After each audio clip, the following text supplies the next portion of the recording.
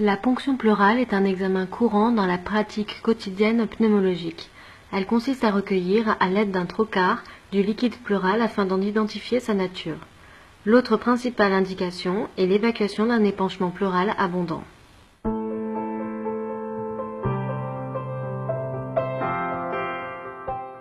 Les poumons sont des organes contenus dans le thorax qui permettent la respiration.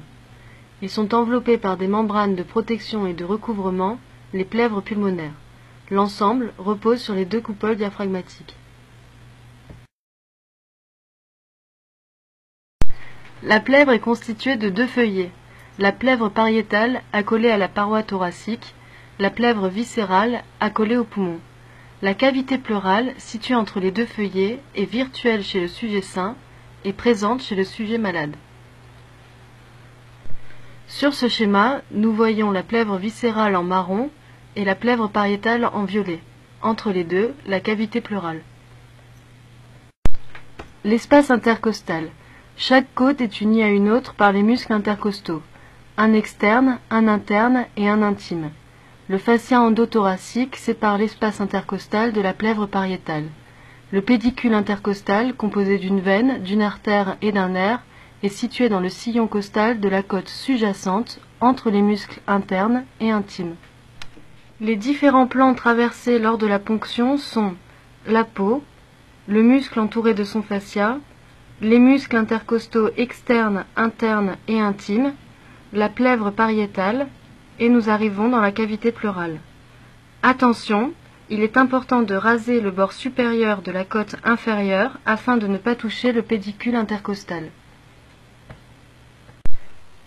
Le matériel nécessaire à sa réalisation comprend un flacon de lidocaïne adrénalinée à 1 ou 2%, une seringue de 20 cc et deux seringues de 50 cc, une aiguille bleue et une aiguille verte, de la polyvidone iodée rouge et jaune ou de la chlorhexidine, de l'eau stérile, des compresses stériles, un champ troué, un masque et une charlotte, des gants et une casaque stérile, une lame de bistouri pointue, un robinet à 3 voies, une tubulure, un bocal de recueil et un conteneur à aiguilles. Il existe différents types d'aiguilles à ponction, parmi elles le trocard de Boutin est le plus utilisé. Il comporte un mandrin pointu permettant de traverser le plan cutané et sous-cutané et un mandrin à bout mousseux permettant de traverser le feuillet pariétal de la plèvre. Si le trocard ne comporte pas de robinet à 3 voies, il sera nécessaire d'en adapter un lors de la procédure.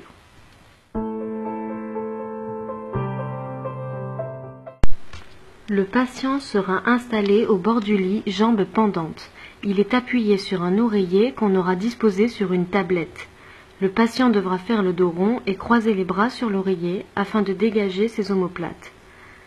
À noter que les ponctions pleurales peuvent être aussi réalisées chez un patient en décubitus dorsal, au niveau du triangle de sécurité, ou bien après avoir repéré l'épanchement en échographie.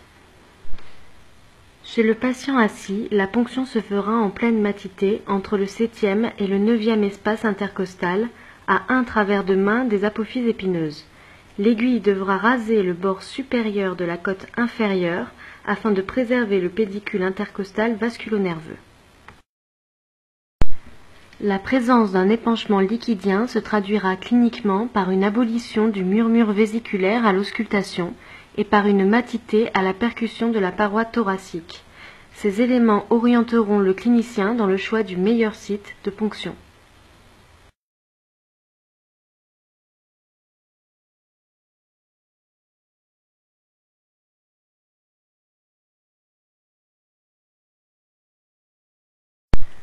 Après avoir repéré le point de ponction, l'opérateur, revêtu d'une tenue chirurgicale et s'étant lavé rigoureusement les mains, procédera à une désinfection large de la zone thoracique concernée.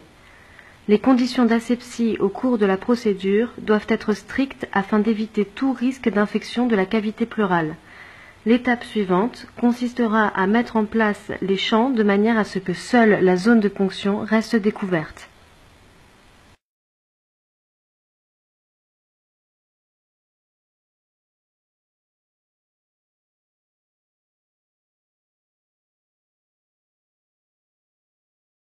L'anesthésie locale concerne tout le trajet de la ponction depuis la peau jusqu'à la plèvre. Il est important de s'assurer de ne pas être dans un vaisseau sanguin avant l'injection de la lidocaïne. Pour cela, tirez sur le piston avant d'injecter le produit, avancez progressivement jusqu'à obtenir du liquide pleural dans votre seringue.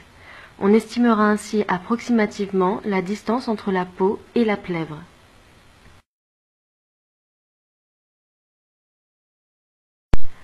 À noter qu'en début d'anesthésie, l'opérateur peut injecter une petite quantité de lidocaïne sous l'épiderme de manière à obtenir une papule permettant de repérer le point de ponction.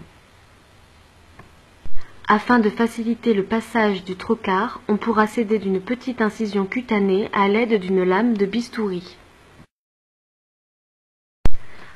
Insérez le trocar jusqu'au feuillet pariétal de la plèvre. L'arrivée du trocar au niveau de la plèvre pariétale procurera une sensation de résistance. La traversée du feuillet se fera en retenant son geste et se traduira par une sensation de ressaut.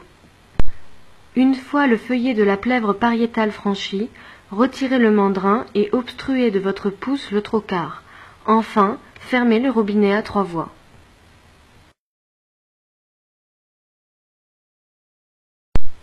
L'étape suivante consiste à adapter une seringue de 50 cc sur l'une des extrémités du robinet à 3 voies.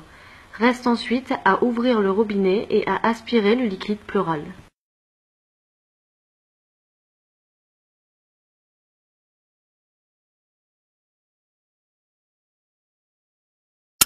Comme nous l'avons dit en introduction, la ponction pleurale permet l'évacuation des épanchements pleuraux abondants. Pour cela, après avoir fermé le robinet à 3 voies, adaptez sur l'une des extrémités une nouvelle seringue de 50 cc et sur l'extrémité restante, une tubulure dont la partie libre ira se jeter dans le bocal à recueil. Ouvrez ensuite le robinet de manière à pouvoir aspirer du liquide pleural dans votre seringue, puis tournez le robinet et expulsez le liquide de la seringue dans la tubulure. Enfin, tournez le robinet de manière à faire communiquer la cavité pleurale et la tubulure.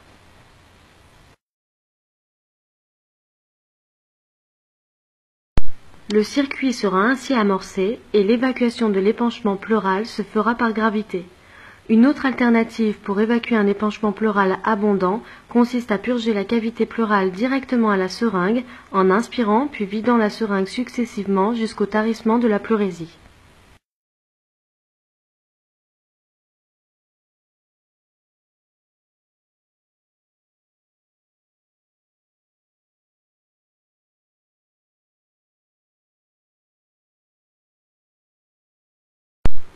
La survenue d'une toux, de douleur ou comme ici le tarissement de la pleurésie représente des critères motivant le retrait du trocar et l'arrêt de la ponction.